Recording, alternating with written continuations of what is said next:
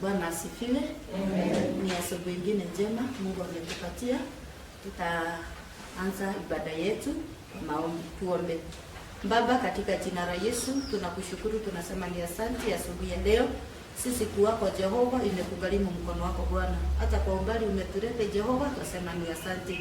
Asante kwa kukaa nasi mwaka mzima ambao Baba tunasherehekea siku yetu leo, Mungu mama ya umazigio. Kwa hivyo tunakushukuru kwa kuwa umeandamana nasi Jehova. Na sasa Baba, tunapoanza ibada yetu tuomba Roho wako akaweze kuwa pamoja nasi. Na ni katika jina la Yesu tuomba na kuamini. Amen. Tutaimba wimbo wetu wa kwanza ambao ni wadhimu. Tuimbe pamoja. Baraka nyingi Mungu ametupa, nchi yenye vijito na chemchemi, nchi yenye maziwa na asali, jina la Bwana lihimidiwe. Mtadhani usije ukasahau, ni Mungu Baba amekubariki. Fuata amri za Mungu Baba, ni kuhifadhi moyo na busara. Neno letu la kutuongoza ni kutoka kitabu cha Kumbukumbu la Torati 8:11. Tutasoma. Jihadhari usije ukamsahau Bwana Mungu wako kwa kuzishika amri zake na hukumu zake na sheria zake ninazo kuamuru leo. Wakati huu tutamuita mwenye kutuongoza kwa maombi.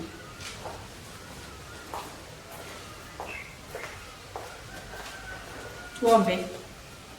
Baba, katika jina la Yesu Kristo tunakuja mbele zako asubuhi ya leo Baba, tukisema ni asante Mungu wetu, ni kwa sababu ya wema wako.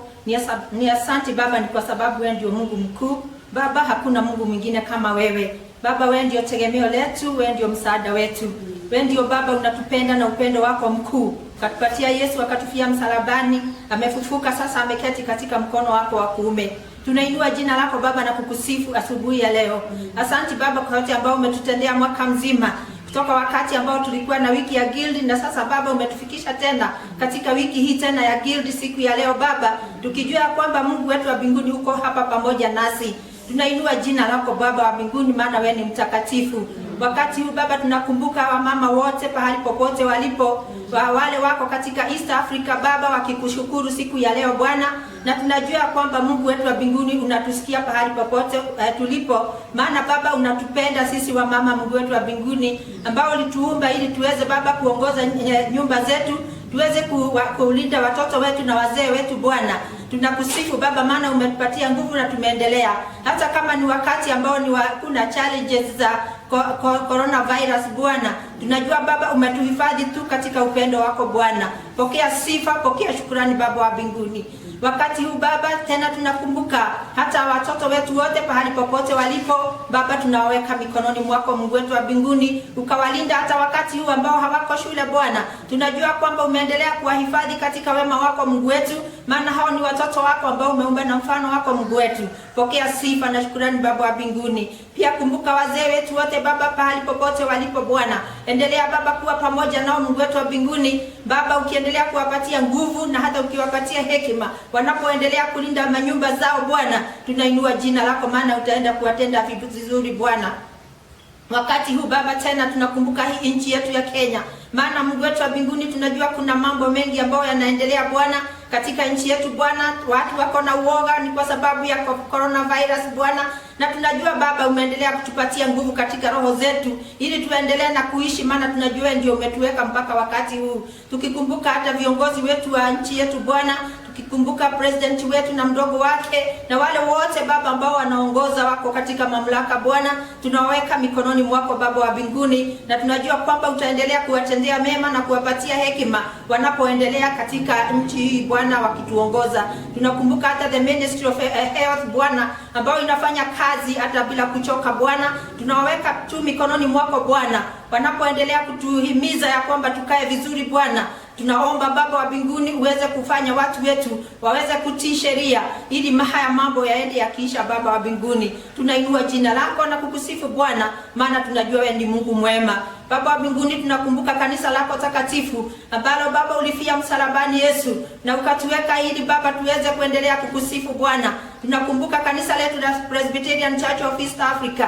Tunakumbuka the moderator of the General Assembly na wale wote wako katika head office Bwana. Baba, tukikumbuka na hata parishes zote Bwana, tunaombea Baba hata the moderators wa maparishes Bwana, tunaombea hata the evangelist Mungu wetu wa mbinguni, tunaombea wote Baba ambao wanaongoza neno lako Bwana, na hata kanisa lote ambalo Baba ni the Catholic Church Bwana. Tunajiweka mikononi mwako Baba, uendelee kutulinda na kutupatia nguvu katika roho zetu. Roho Mtakatifu wa Bwana, wewe ndio kiongozi, na tunajua utaenda kutuongoza na hata Baba kutulinda na kuendelea Baba kuwa pamoja nasi hata wakati huu Baba, hata ukiwa mgumu unaendelea kutuhimiza katika roho zetu. Tujue Baba uko pamoja nasi Baba, utukumbushe kama vile Baba thimu iko katika mwaka huu ya kwamba tusisahau hata kama corona itaisha Bwana, tusije tukakusahau Baba wa mbinguni. Ni asante Bwana, maana utaenda kutulinda na hata kutuweka katika mpango wako Bwana. Baba, tunaendelea kukusifu na kusema ni asante.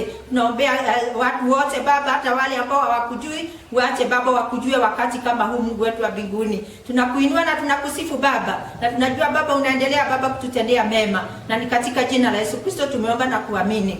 Amen. Tuseme sala la Bwana. Tulie mbinguni, jina lako litukuzwe, ufalme wako na uje, mapenzi yako yatimizwe hapa duniani kama huko mbinguni. Utupe leo riziki yetu, utusamehe makosa yetu kama nasi tunavyosamehe waliotukosea, usitutie majaribuni, lakini utuokoe na yule muovu, kwa kuwa ufalme ni wako na nguvu na utukufu sasa na hata milele. Amen. Kwanza litatoka kitabu cha Kumbukumbu la Torati, mlango ni wa 8, mstari ni wa 11 hadi wa 20. Deuteronomy chapter 8, verse 11 to 20. Tunaweza soma pamoja. Jihadhari usije ukamsahau Bwana Mungu wako kwa kutozishika amri zake na hukumu zake na sheria zake zinazokuamuru leo.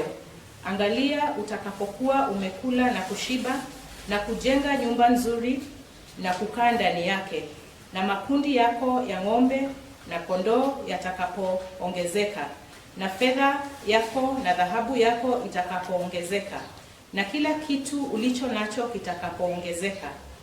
Basi hapo moyo wako usiinuke ukamsahau Bwana Mungu wako, aliyekutoa katika nchi ya Misri, katika nyumba ya utumwa, aliyekuongoza katika jangwa lile kubwa lenye kitisho, lenye nyoka za moto na nge, nchi ya kiu isiyokuwa na maji, aliyekutolea maji katika mwamba mgumu, aliyekulisha jangwani kwa mana wasioijua baba zako, apate kukutweza, apate kukujaribu, ili kukutendea mema mwisho wako. Hapo usiseme moyoni mwako, nguvu zangu na uwezo wa mkono wangu ndio ulinipatia utajiri huo, bali utamkumbuka Bwana Mungu wako, maana ndiye akupae nguvu za kupata utajiri, ili alifanye imara agano lako alilowapa baba zako kama hivi leo. Lakini itakuwa kama ukimsahau Bwana Mungu wako na kuiandama miungu mingine na kuitumikia na kuiabudu, na washuhudia leo ya kuwa mtaangamia bila shaka, kama vile mataifa yale ambayo Bwana anawaangamiza mbele yenu, ndivyo mtakavyoangamia, kwa sababu hamkutaka kuisikiza sauti ya Bwana Mungu wenu.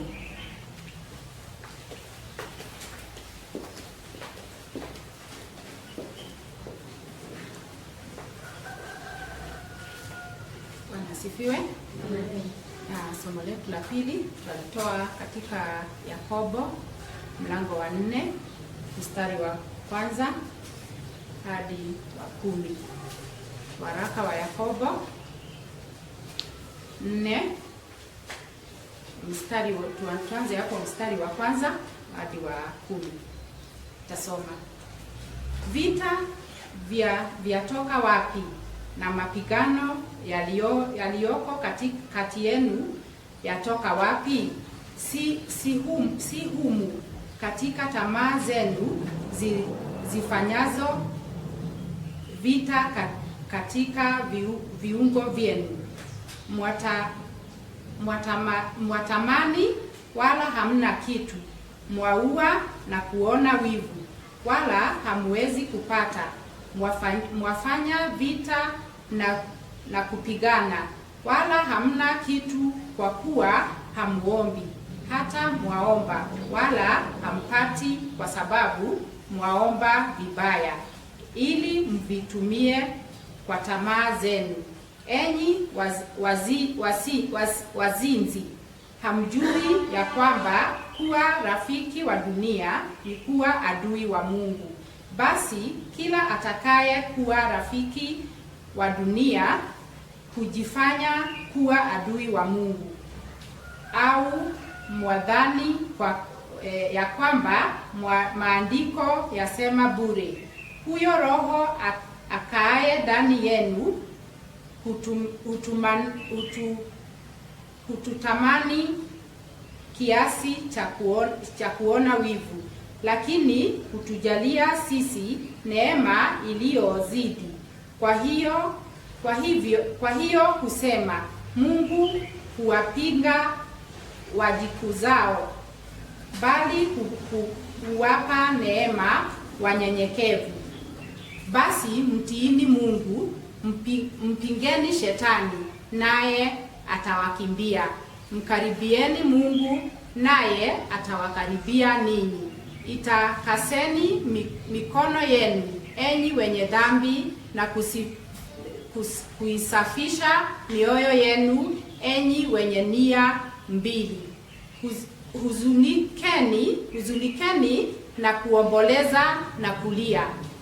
Kucheka kwenu na kugeuzwe kuwe kuomboleza, na furaha yenu kuwa hamu. Jidhirini mbele ya Bwana, naye atawakuza. Tafikisha hapo. Bwana alibariki neno lake. Amen. Tutaenda kuimba wimbo wa kumuita mhubiri wetu siku ya leo, na ni katika hiyo wimbo ya dhimu yetu, kuanzia hiyo sasa ya 2 na ya 3. Tuimbe pamoja. Wakati huu napoona unashinda, makao mema pia umepata, baraka ya mifugo, ng'ombe na mbuzi, dhahabu, pesa kwako sio shida.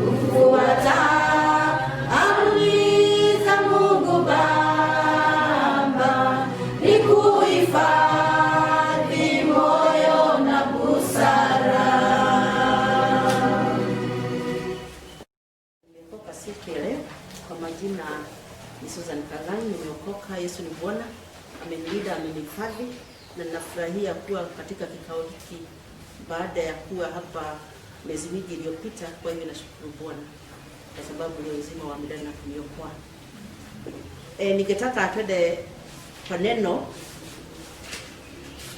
na tunaona thimu yetu vile inasema, na nitashanganya lugha Kizungu na Kiingereza zote nitashanganya kwa sababu inakuwa vigumu sana kuhubiri na Kiswahili, lakini Mungu atanisaidia. Kwa sababu tukiangalia hili hii theme yetu ya siku ya leo ya Wana Guild ni theme ya maana sana kwa maisha yetu, na nikilinganisha na zile mambo zinaendelea kwa wakati huu, naona hili neno limekuja wakati ule unaofaa, kwa sababu ni tunakumbushwa ya kwamba tunafaa kwamba kukumbuka Mungu kila wakati. We should always think about our God, and we should keep the commandments of God the way we have been given. Kwa sababu tukiangalia hapa ni Musa alikuwa anaongea na wana wa Israeli, na wana wa Israeli hakuwa anawapatia habari ile walikuwa huko Misri, lakini alikuwa anawaelezea kutoka mahali wamefika jangwani, na ile miaka walikuwa wamekaa jangwani miaka 40, na sasa akataka waanze kufikiria ile maisha wameishi huko jangwani ilikuwa maisha aina gani, kwa sababu tayari walikuwa wamekaribia kuingia Kanani. Bwana asifiwe. Amen. Na ndio akaona ni vizuri kuwakumbusha vile wanafaa kukaa na vile wanafaa kufikiria, na ndio akawaambia it was a warning against forgetting the Lord, onyo kuhusu kumsahau Mwenyezi Mungu. Na akawaambia hakikisheni kwamba hamtasahau Mwenyezi Mungu wenu kwa kutoshika amri zake, maagizo yake na masharti yake ninayowaamuru leo. Mkisha kula mkashiba, mkajenga manyumba nzuri na kuishi humo, na wakati ambapo ng'ombe na kondoo wenu, dhahabu na kila kitu. Na ningesema hili neno lilikuwa la wana wa Israeli siku hiyo, lakini leo inakuwa ni neno letu, kwa sababu tunakumbushwa ya kwamba hii mambo tutapatiwa onyo ya kwamba ya kumsahau Mungu Mwenyezi Mungu. Nikiangalia wakati ule corona haiko imeingia, na sijui maana ya the word corona, sijafikiria kutafuta the meaning of corona, sijajua what is the meaning, ni Kishaina ama ni Kizungu ama ni Kiswahili, sijui ni jina ya kutoka wapi. When I think about before the corona imeingia hapa kwetu around March, lakini tulikuwa na mwaka mpya ule, tulianza kupanga mambo yetu ya kila siku, na nikasema sasa hii mwaka ni mwaka wangu wa kufanya kazi. Nataka kufanya namna hii ndio ikifika December nitakuwa nimeachieve this and nimeachieve this and nimeachieve this. Lakini mambo ikakuja ikabadilika. Mungu asifiwe. Bwana asifiwe. Ikakuja ikabadilika hata kabla mwaka haujafika kote. Na nikaona hili neno limekuja wakati ule unaofaa, kwa sababu mambo imebadilika, mambo ikaleta a lot of confusion, tukashindwa na kufikiria namna gani. Na that is why Moses was preparing the children of Israel before they entered Canaan. Ya kwamba mkifika huko mtapata mambo ya ajabu, mtaenda mjenge manyumba, mtatajirika, mtakuwa na mambo ya juu sana, halafu msisahau Mungu wenu mkifika huko. Kwa sababu mkisahau mambo itakuwa baya.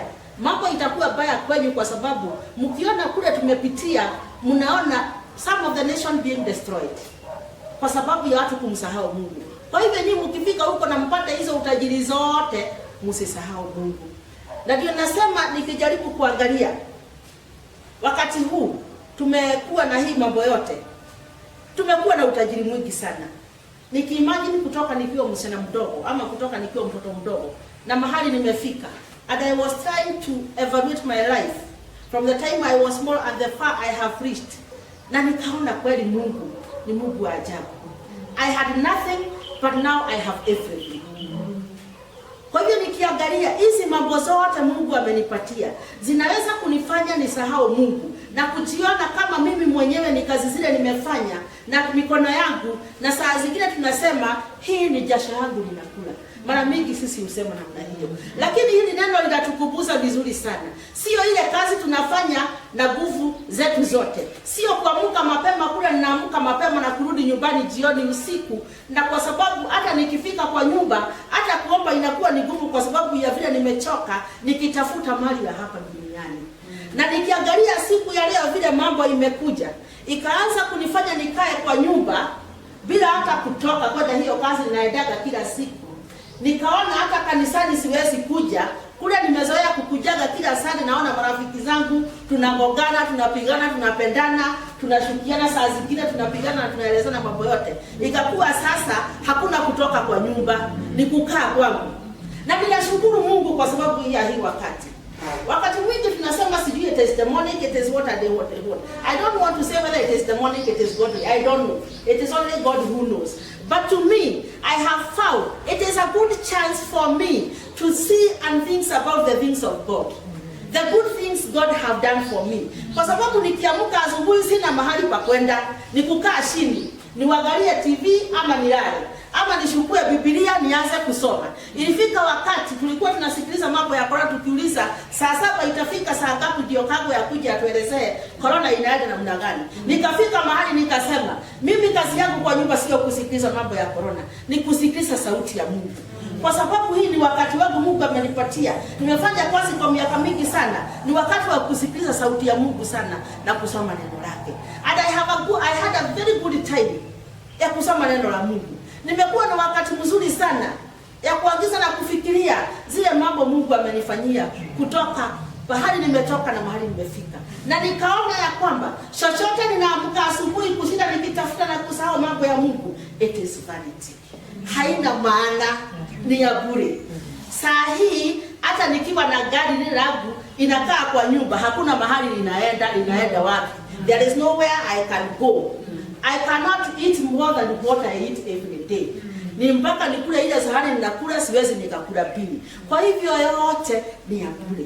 Kwa hivyo kile kina maana wakati huu ni neno la Mungu. Mambo yote imebadilika. Hakuna kitu haijabadilika. Enda kwa hospitali, uone hakuna wagonjwa kwa hospitali. Sijui kama kuna mtu ametembea kwa hospitali. Mimi nimetembea kwa hospitali kadhaa. Na siku moja unaenda unapata a very big hospital like Aga Khan. Hata milango zingine zimefungwa kwa sababu watu hawangojeki, watu wamepona. Kwa sababu ukifikiria utaenda kwa hospitali upate corona, unasema washa nikae kwa nyumba. Hamjui siku hizi hata hakuna homa, hata watu hawako hoi. Sijui kama kumeona na hiyo. Kwa sababu yote ni ya bure ile tumekuwa tukifanya. Magonjwa ile tulikuwa tunagojeka wakati huo, sasa hatungojeki. Utaipata wapi na uko kwa nyumba? Kwa hivyo mambo kubadilika. And I was looking at the kingdom of God. Vile mambo ya corona ilikuja kwa sababu I left my office on Friday and Sunday it was announced that hakuna shule kesho. So I could not go to the same office I usually go. Kwa sababu nikienda hakuna watoto. Nikasema the kingdom of God will be the same. Tutatoka kazini, tumefanya mambo zote zile tumefanya, tukiamka asubuhi Jesus already has come back for us. So it is better tutafute hili neno la Mungu. Tuache kushanganyikiwa, tuache ugomvi, tuache kufikiria mambo ya dunia. Kwa sababu tukifikiria hii mambo ya dunia, ndio hapo ugomvi unatoka. I want to get richer than my friend. I want to be rich. I want to acquire a lot of wealth so that when I die, my children can have some inheritance. How much have you inherited from your parents so far? That we are getting so much worried about what our children will inherit. Iko na maana kweli? Haina maana. Kwa sababu the same God who we worship today is the same God who is of our children. And he will take care of our children. We are not when we will not be in this world. Labda hata hicho tunafikiria tutawaachia, hakuna kitu tutakuwa tumewaachia. Kwa sababu itakuwa tunataka kuiba, tunataka kufanya hivi ndio tutajirike, tunataka kufanya hizi zote. And that is why we look at so many things. We kill even with our own mouth, not only murdering with a bullet or whatever, lakini unaona mtu anaua hata ndugu yake ama dada yake, hata na mdomo, kwa sababu ya mali ya hapa duniani. Kwa hivyo kila kitu tunafanya, as the Bible tells us, even in James, ni ya kwamba the desires that tuko nazo zile kutamani tuko nayo ndio inafanya tufanye maovu. Nataka kufanya nguo kama hii harusi ya bei kali, kwa hivyo ninataka nitafute pesa niweze kununua hiyo nguo. Kwa hivyo si kwa sababu ya nia nzuri. It is not that I want to be smart, lakini nataka to outshine my friend. So these are the desires we are being told.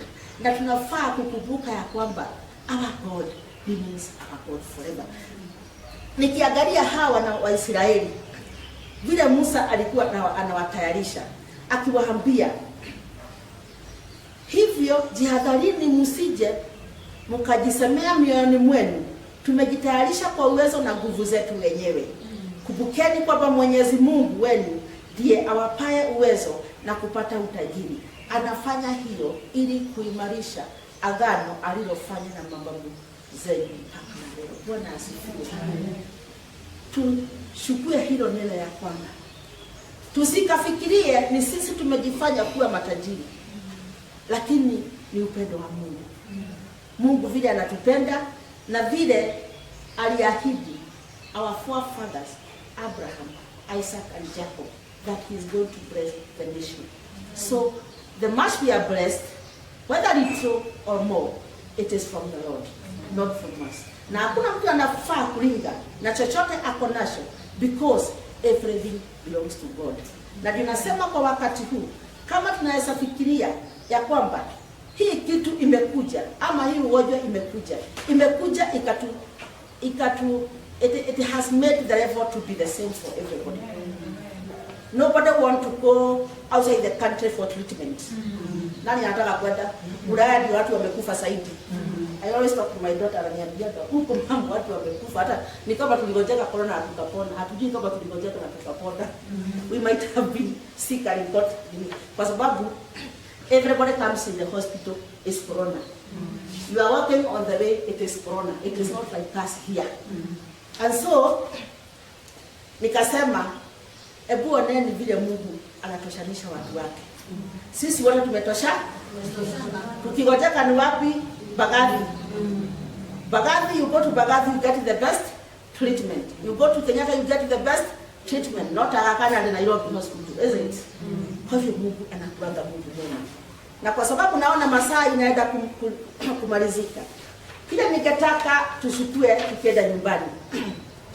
Our take away home is we submit ourselves to God totally, observe His laws and commands, and God will uplift us in all ways in our lives.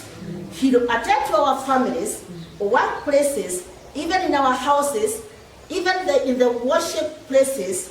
He will walk with us all through, because God is faithful. Kwa hivyo acha niwaambie, tushukue hili neno vile tumeambiwa ya kwamba in our theme, let us not forget. Be careful not to forget the Lord your God, failing to observe His commands, His laws and decrees that I'm giving you this day. We will need to God destroy the way He destroyed other territories before the Israelites' eyes and before our eyes. So let us be careful not to forget about the Lord. Kwa sababu yeye mwenyewe amesema tusianze kuomba miungu mingine. Ni yeye tu tunafaa kuomba na kumwabudu. Na tukiendelea namna hivyo, naye ataendelea kutubariki mpaka hata tutashinda. Na watu wa dunia watakuwa wanatuangalia wanasema hawa ni devil worshippers, kwa sababu sijui kama Mungu wao anakuaga ule, sijui ni Mungu aina gani ile hawabariki. Kwa hivyo watu wataongea kwa sababu ya vile Mungu atakuwa ametufanyia. Wenzangu, ningesaka naona wakati umeisha.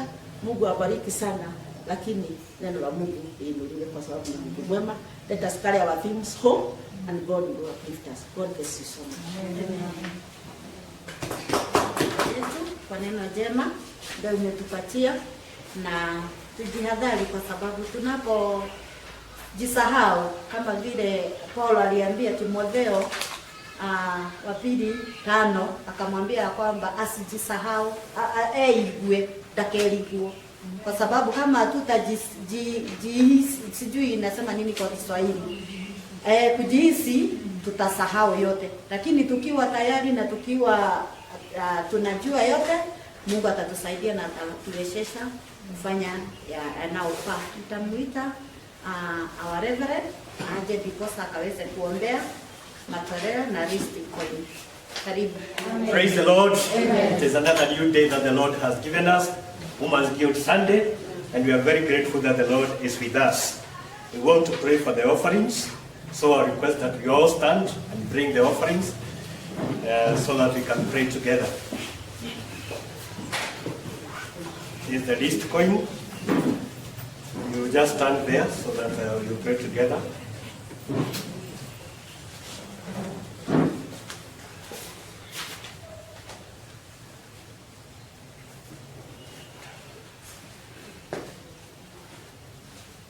All right, let us pray.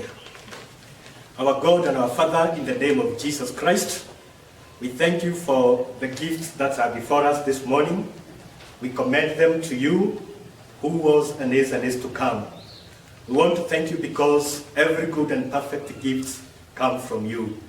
And we thank you that you have given us part of what we have brought to you for your own glory, for the enablement of the ministry. We pray that whatever it is going to do, we will continue to bring glory and honor to your name. Therefore, we set it apart, especially this list coin, from common use, so that it will go to help the young girls and other people in need, bringing honor and glory again to your name. And for the offerings that we are giving, Lord, even the ones that we are going to even give through M-Pesa, we pray that, Father, you shall bless whichever hand that is going to give, because this is our prayer of faith. And we know that, Lord, you hear us and you see us from the depths of our hearts. So as we do this, Lord, we believe that you are going to be with us and that you are going to bless us. In Jesus' name we pray. Amen. Amen. Now may the Lord bless you. May the Lord keep you. May the Lord's face shine upon you and guide you and grant you peace and the power to overcome the darkness in this world. So may the Lord be with you and be with you as you go in and as you come out. And this will happen in the name of the Father, of the Son, and of the Holy Spirit. Amen. Amen. Wakati huu tutaenda kuimba wimbo ya kumalizia, na ni ile wimbo tu tutamalizia kifungo ya mwisho, alafu chorus ndio tumalizie. Na naitwa Rose Jenga ambaye nilikuwa ninaongoza ibada na Kristo ni Bwana. Tutasimameni kuimba hiyo wimbo ya kifungo ya mwisho. Mungu atulie ya maana ujivuna, nyenyekea upewe mawake. Tumtii Mungu Baba Mwenyezi, mpinge Shetani atoroke. Jihadhari usije ukasahau, ni Mungu Baba amekubariki. Kufuata amri za Mungu Baba ni kuhifadhi moyo na busara. Jihadhari usije ukasahau,